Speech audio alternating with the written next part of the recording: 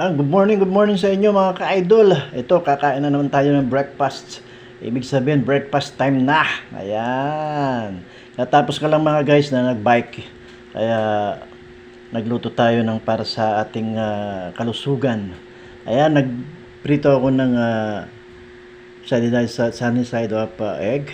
Ayan, meron tayong lettuce saka pipino mga guys. Siyempre, may taho tayo. Ayan. Tapos meron tayong banana at gumawa ako ng garlic sauce mga guys. So ayan, original yan, hindi nabibili sa labas yan. Ayan. Garlic sauce yan mga guys. Ayan. Mas maganda yung ginagawa natin sa bahay kasi yung nabibili natin sa labas. Mas masustansya to kasi nasa labas. Ayan mga guys.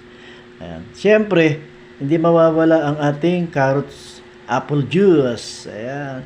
Let's eat. Let's breakfast time. Mga guys.